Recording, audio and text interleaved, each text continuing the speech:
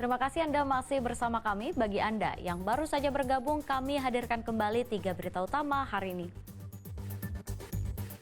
Dua pasangan calon gubernur dan wakil gubernur Jawa Tengah komitmen menjaga suasana pilkada tetap damai.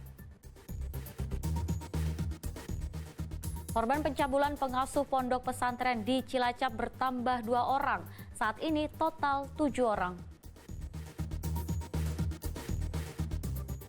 Tega, mahasiswa bunuh bayinya sendiri yang baru lahir di toilet rest area tol Pemalang, Batang.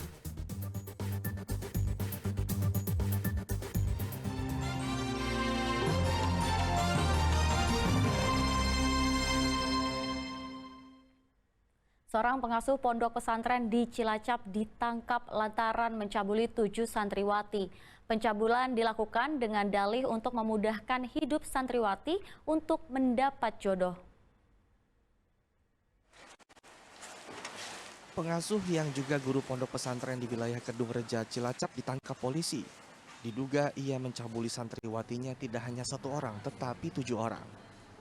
Awalnya hanya 5 santriwati yang melaporkan perbuatan tersangka ke orang tua. Namun setelah didalami, korbannya bertambah menjadi 7 orang.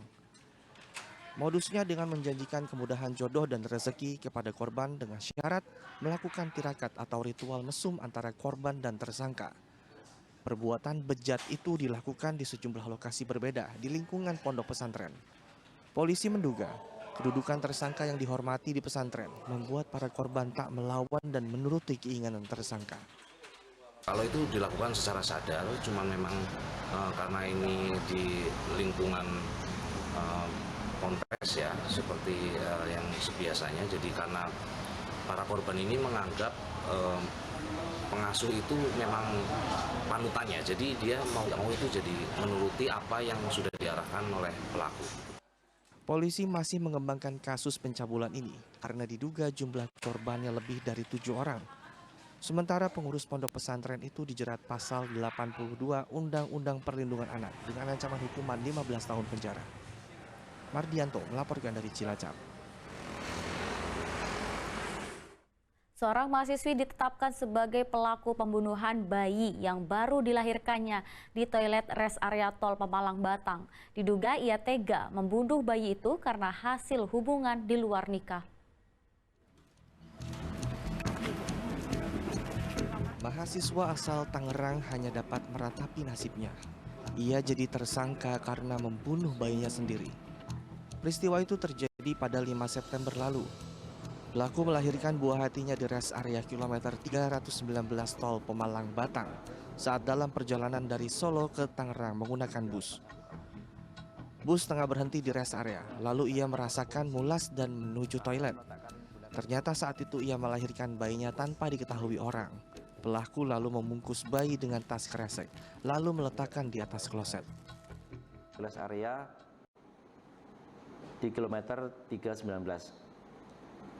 Kemudian AN melahirkan bayinya di toilet wanita sendiri tanpa ada bantuan dari orang lain, lalu menggunakan plastik warna hitam untuk menaruh bayinya di toilet tersebut.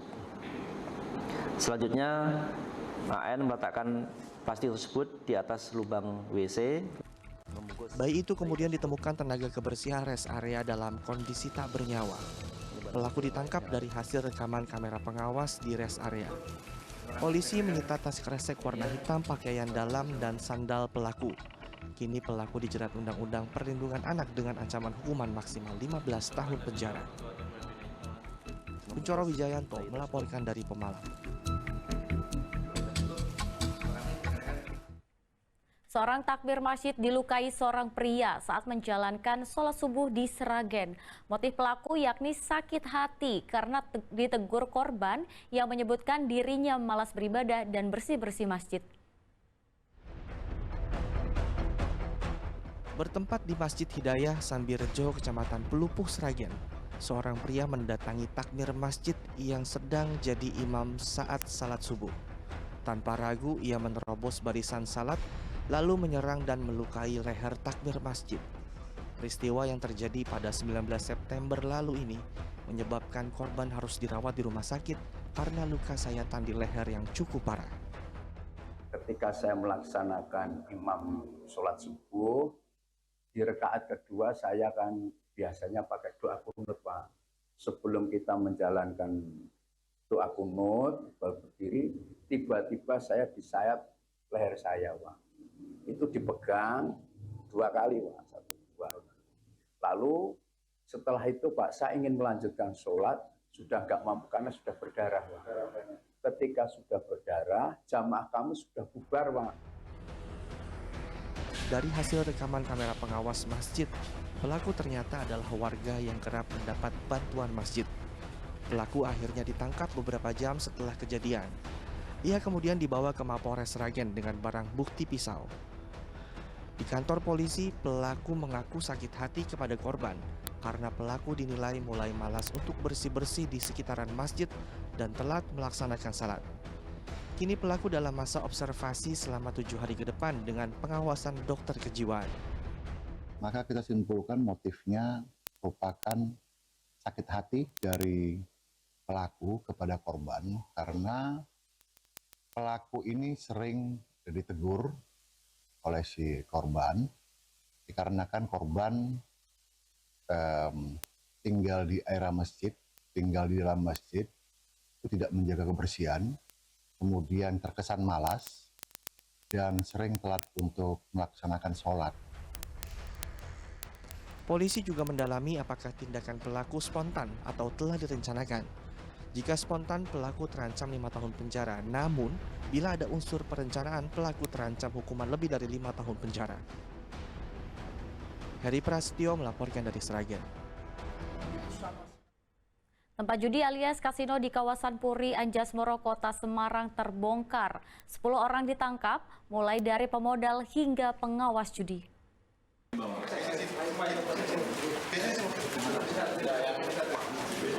Inilah 10 tersangka kasus judi kasino di tempat hiburan malam yang ada di kawasan Puri, Anjasmoro, Kota Semarang. Mereka ditangkap 21 September lalu. Masing-masing tersangka memiliki peran, mulai dari pemodal, pengawas, kasir, admin, pengawas CCTV, dan petugas keamanan. Rumah judi layaknya kasino itu berada di lantai 3 bersamaan dengan tempat karaoke dan spa. Diamankan 12 orang, kemudian 10 yang dilakukan penahanan, 2 orang itu office boy, bagian-bagian bersih, bagian kebersihan. Dan ke-10 tersangka ini masing-masing memiliki peran. Polisi menyita sejumlah barang bukti mulai dari perlengkapan judi dan uang tunai 1,25 miliar rupiah yang dipakai sebagai modal operasional bisnis judi. Para tamu atau petaruh yang datang juga diduga dari dalam dan luar kota Semarang. Kini ke-10 tersangka terancam hukuman 10 tahun penjara. Agus Hermanto melaporkan dari Kota Semarang. Ratusan botol miras disita dari sejumlah tempat hiburan malam di Banjarnegara. Namun di tengah razia miras dan pendataan identitas itu terjadi cekcok antara pengunjung dan petugas. Satu persatu tempat hiburan malam di Banjarnegara didatangi petugas Satpol PP. Meski tengah ramai pengunjung, petugas menyusur minuman keras yang ada di tempat karaoke dan kafe. Namun salah satu pengunjung di tempat karaoke sempat melawan petugas. Adu mulut pun terjadi lantaran pengunjung ini keberatan atas kehadiran petugas. Namun akhirnya perselisihan diredam. Dalam razia kali ini petugas menyita botol minuman keras berbagai merek. Seluruh miras yang terjaring disita dan dibawa ke kantor Satpol PP. Selain merazia minuman, petugas juga memeriksa identitas pengunjung untuk menertibkan warga yang tak punya identitas. Pelaku khususnya untuk manajemen yang menyimpan dan yang menguasai menjual barang tersebut pada hari Senin besok jam 9 untuk hadir di Satpol PP untuk dimintai keterangan sesuai aturan yang berlaku. Betul, pada lokasi pertama itu memang kedapatan ada satu pengunjung kebetulan sedang minum, jadi untuk akal sehatnya mungkin agak berkurang, jadi untuk berkomunikasinya mungkin tidak begitu fokus sehingga ada perdebatan sedikit. Ini masa kampanye pilkada. Razia akan terus digelar di seluruh wilayah dari desa hingga kecamatan.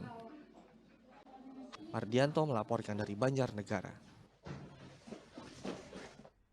Komplotan penipu dan penggelapan kendaraan ditangkap polisi di Sragen. Para pelaku menyasar kendaraan yang akan dijual di media sosial. Modusnya mereka berpura-pura sebagai pembeli, begitu pemilik lengah kendaraannya dibawa kabur. Lilik Hermawan, Timotius Rudi, dan Sri Rizky ditangkap polisi. Mereka merupakan komplotan penipu dan penggelapan kendaraan yang beraksi terakhir kali pada 29 Agustus 2024. Saat itu korbannya merupakan warga Sragen. Korban hendak menjual kendaraannya melalui media sosial. Komplotan ini kemudian menghubungi korban untuk datang ke kontrakan mereka. Ketiga tersangka ini berbagi peran. Begitu korban lengah, para tersangka kabur melalui pintu belakang kontrakan. Tak hanya di Sragen, komplotan ini juga beraksi di Pekalongan dan Kendal dengan modus serupa. Korban datang ke sana membawa motor dan BPKB-nya. Di sana ditemui oleh 2 orang. Yang satu pura-pura ngecek motor dan yang satunya ngecek BPKB. Pada waktu di rumah kontrakan tersebut, salah satu pelaku masuk dengan alasan mau ngambil uang. Setelah masuk, dia tidak ngambil uang, melainkan lari lewat pintu belakang. Sedangkan pelaku yang lainnya pura-pura ngecek sepeda motor dan sepeda motornya dibawa kabur. Atas perbuatannya, ketiga tersangka mendekam di tahanan Mapores Sragen. Mereka dijerat pasal 378 KUHP dan atau pasal 372 tentang penipuan dan penggelapan hukuman penjara. Heri Prastio melaporkan dari Sragen.